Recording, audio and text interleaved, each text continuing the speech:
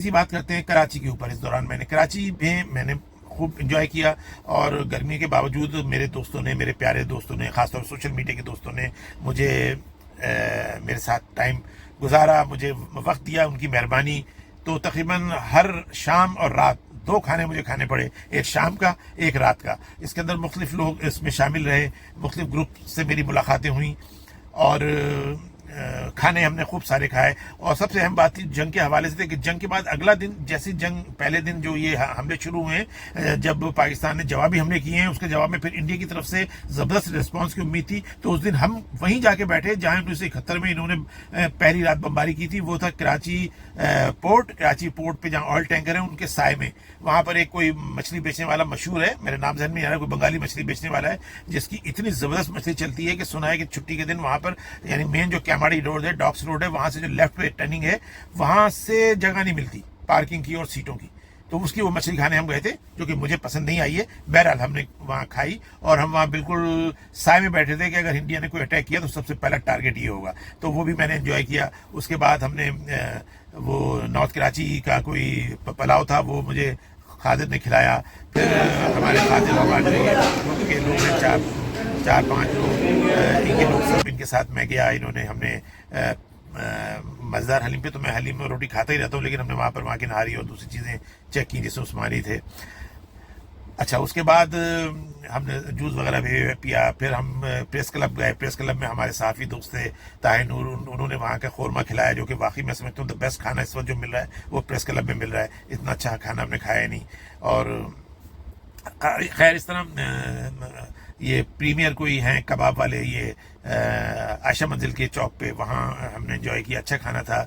और वहीद भाई कोई हैं बंस रोड के, वो बंस रोड के कबाब उनके मशहूर थे। मुझे तो मालूम नहीं कि उनके कबाब इतने मशहूर थे, मैं तो लियाकताबाद के कबाब को ही मशहूर जानता था। तो गुलशन इकबाल में उनकी कोई ब्रांच खुली थी, वो हमने खाए, अच्छे थे। तो इस तरह बहरहाल काफ़ी हम खाते पीते रहे, मैं कहीं बाहर नहीं निकल सका।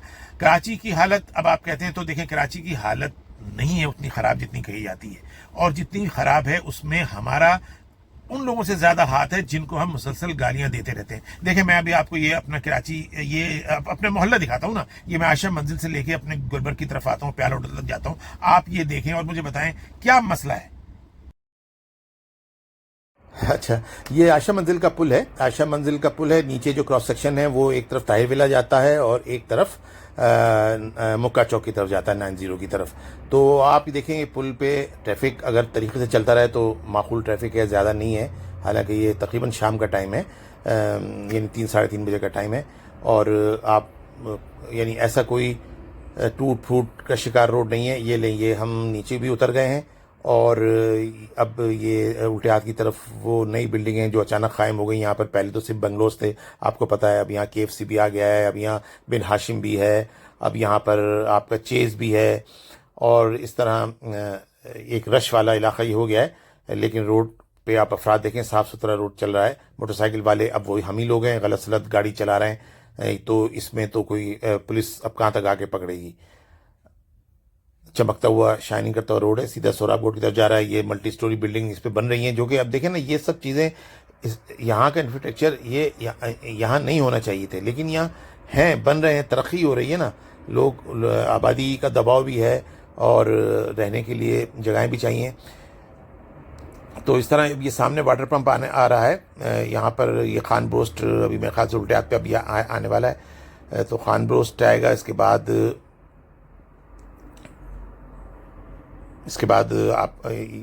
आपका वाटर पंप की चौरंगी आएगी। सीधे हाथ पे जाएंगे तो टीचर ट्रेनिंग कॉलेज और यूबी स्पोर्ट ग्राउंड आएगा। और अगर उल्टे हाथ की तरफ हम जाएंगे तो वाटर पंप के चौराहे से हम किस तरफ जाएंगे, यानी नॉर्थ आज़ाबाद की तरफ जाएंगे, ब्लॉक एन की तरफ, गुलबर्ग जो मेरा आजकल का घर है, लियाकताबाद के बाद हम जहाँ शिफ्ट हुए। ये शादी हॉल है, जिसमें महफूज शीरमाल वाले का भी मॉल है। और ये वाटर पंप का चौराहा आ गया है। वाटर पंप के चौराहे से ये हम लेफ्ट पे टर्न हो गए हैं।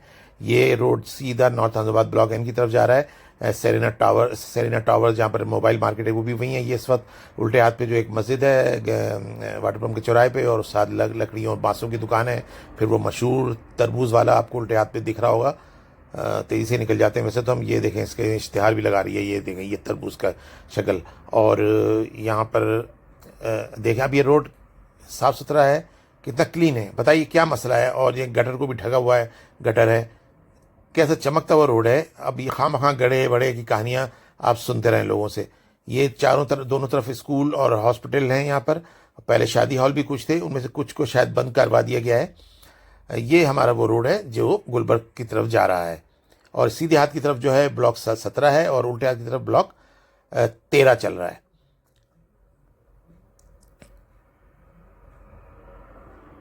ये देख लीजिए, मतलब अगर हम लोग इस तरीके से गाड़ियाँ चलाते रहें तो यहाँ पर ट्रैफिक का कोई मसला पैदा नहीं हो सकता है।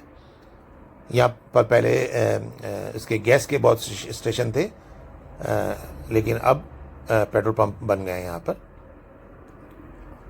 और ये आ गया आपका चौराहा, देखें सिग्नल भी लगा दिए गए हैं। सिग्नल पे अब अमल करना तो हमारा काम है ना। ये अभी तो चलो ग्रीन है, निकल गए, लेकिन मैंने यहाँ पे देखा है लाल बत्ती भी होती है, तो हमारे जैसे आप जैसे पढ़े लिखे लोग भी नहीं रुकते। ये हमने गुलबर्ग का चौराहा क्रॉस कर लिया। अगर हम सीधे हाथ पे जाते तो मज़ेदार हलीम होता। अभी हम प्याला होटल की तरफ जा रहे हैं सीधा। और इधर भी शादी हॉल स्कूल थे, जिसमें से शादी हॉलों को बंद कर दिया गया है। अब बंद कर दिया शादी हॉल तो लोगों ने वो मस्जिदें बना दी हैं अभी। हालांकि मस्जिदों के लिए भी जोन होने चाहिए। देखें ये सीधे हाथ पे एक मस्जिद नमूदार हो गई अचानक यहाँ पर। और अच्छा, ये उल्टे हाथ की तरफ ब्लॉक 12 है और सीधे हाथ पे ब्लॉक 18 है। और यह मेट्रोपॉलिटन स्कूल था, बिल्डिंग में खास उन्होंने शायद स्कूल शिफ्ट कर दिया है। अब ये देखें, मुझे आगे ट्रैफिक थोड़ा रुकता हुआ नजर आ रहा है। क्यों रुक रहा है, इसकी वजह भी ये होगी कि ये बकरा ईद शायद आ रही है, तो बकरा मंडियां लगनी शुरू हो जाती हैं यहाँ पर, ये मुझे शक है। ये देखें, ये बकरे लिए जा रहे हैं ना, ये सब रोड के बीच में इनके बाप का रोड है। ये बकरे बेचने निकले हैं, रोड के बीच में चलेंगे और हमारे गाड़ी वाले गाड़ी रोक के बकरा लेंगे भी, कीमत ही पूछेंगे। बीच रोड पे गाड़ी रोक के मामला तय करेंगे।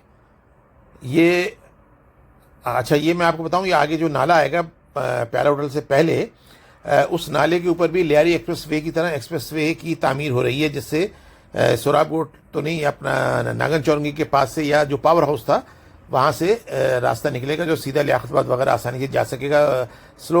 स्लो काम हो रहा है, लेकिन बेहतरीन काम हो रहा है। ये देखें, ये अभी देखें ये ट्रैफिक क्यों जाम हो रहा है। यहाँ ये चारे वाले की दुकान है। अब चारा लेने के लिए पूरा फेडरल एरिया यहाँ आता है और बीच में गाड़ियाँ खड़ी कर करके पसंद के चारे लेते हैं। तो अब बताइए, गाड़ी निकलने के लिए ये इतनी जगह है। देखिए मेरे उल्टे हाथ की तरफ आप देख रहे होंगे, ये सब गाड़ियाँ खड़ी कर करके चारा लेने गए हुए हैं और इस तरह इन्होंने रोड की मट्टी पलीत की हुई है। और फिर हम इल्ज़ाम किसी और पर लगाते हैं, हालांकि ये सब हमारे काम है, हमें चाहिए। ये देखें, अच्छा ये वो आ रहा है जो मैं बता रहा हूँ, जो ब्रिज है, जो गुजर नाला बह रहा है उसके साथ जो रोड है। लेकिन रोड के ऊपर अब आप देखें, पुल के ऊपर किस तरह हमने लोगों ने पार्किंगें की हुई हैं और पार्क कर करके पीछे चारा लेने जा रहे हैं या बकरा मंडी बकरा लेने जा रहे हैं। ये इधर गली के अंदर जो उल्टे हाथ पे लाइन है, ये वो मशहूर जगह है जहाँ से रेंजर्स के ऊपर फायरिंग हुई थी एक ज़माने में। प्याला होटल पे रेंजर्स आराम कर रहे थे, तो ये वो गलियाँ हैं जो यहाँ से फायरिंग हुई थी। और ये ऐसा सानेहा था कि जिसकी मिसाल नहीं मिलती तारीख में। ये राइट पे प्याला होटल पास हो गया और उल्टे हाथ की तरफ वो नवाही आबादी है नॉर्थ नाजाबाद की, जो गुजर नाले के अंदर आबादी है, लिहाजा उसको नॉर्थ नाजाबाद तो नहीं कह सकते आप। लेकिन ये मशहूर दुकान है जहाँ पर बॉडी पार्ट्स, आपका गाड़ी मैकेनिक, पेनाफ्लेक्स, ये सब चीज़ें यहाँ पर हैं। और इसके बाद जो है ये आपका लंडी कोतल वाला चौराहा आता है, जिसके एक तरफ वो बिल्डिंग जो दिख रही है वो साइमा टावर्स हैं। अब आप बताइए रोड में क्या खराबी है भाई, क्या कराची के रोडों में गड्ढे हैं, मुझे बताओ। ये तो औसत दर्जे का डिस्ट्रिक्ट सेंट्रली का एरिया है, देखा है ना हमने, तो क्या मतलब यहाँ पे खराबी आपको दिख रही है। ये देखें, अब ये रोड, ये क्रॉस सेक्शन हमने क्रॉस किया, अब हम सीधा ब्लॉक एंड। तो कराची के अंदर जो भी मामलात हैं ये आहिस्ता आहिस्ता ठीक हो जाएंगे। ठीक है, अवामी नुमाइंदगी नहीं है, हमारी पार्टी जो कराची के हकीकी नुमाइंदे उसको काम करने नहीं दिया जा रहा। लेकिन आप देखें, जिनको काम करने नहीं दिया जा रहा वो बेचारे किसी न किसी तरह अपने आप को सर्वाइव कर रहे हैं। लेकिन शोर कौन मचा रहे हैं, वो शिकस्त खोरदा अनासर जिनको कराची वाले थूकते भी नहीं है। वो जमात इस्लामी शोर करती है, जिसको कराची, जो उसको सिर्फ उस वक्त कराची में सीट मिलती है जब MQM बाइकाट कर चुकी होती है। उस वक्त तहरीक इंसाफ, जिसको फौजियों ने पिछली मरतबा सीटें दिला दी थी और इस मरतबा उन्होंने नहीं दिलाई, इस मरतबा उन्होंने अपनी मर्जी की पार्टी को दिलाई, उनको भी वो वोट नहीं मिले, उनको भी वोट नहीं मिले। लेकिन इस दफा सीटें बटी थी तो जो MQM जाली उसको सीटें दे दी गई। तो ये लोग शोर मचाते हैं कि काम नहीं हो रहा है। उन्हें, अगर पीपल्स पार्टी को, मैं फिर कहता हूँ, एक महाजिर की हैसियत से कहता हूँ, एक अल्ताफ हुसैन भाई के पैरोकार की हैसियत से कहता हूं कि देखें, अगर एमक्यूएम किसी वजह से इस अताब का निशाना है तो हमारे लिए बेहतरीन चॉइस, मैं फिर कह रहा हूं, पीपल्स पार्टी है। पीपल्स पार्टी को अगर खुले हाथों काम करने दिया जाए, अगर ये कौंसल जमात इस्लामी के जाली इस वक्त ना होते डिस्ट्रिक्ट सेंट्रल में, आप यकीन करें कि कराची में बहुत काम हो चुके होते। अभी भी जो काम हो रहे हैं वो काम पीपल्स पार्टी कर रही है। अभी भी सुबह सुबह जो बसें चल रही हैं वो पीपल्स पार्टी ने चलवाई हैं। ये जो ग्रीन लाइन चल रही है, अब ये रेड लाइन बनने वाली है। खामखा शोर मचा रहे हैं, गड्ढे हो गए, गड्ढा हो गया, ये हो। ओ भाई, जब कोई काम होगा तो उसके लिए गड्ढे भी होंगे ना। जब सफूरा गोट से बस डायरेक्ट चल के आपको लाके नुमाइश पे छोड़ेगी तो कितनी बड़ी आसानी होने वाली है आपके लिए, वो आपको कबूल नहीं है।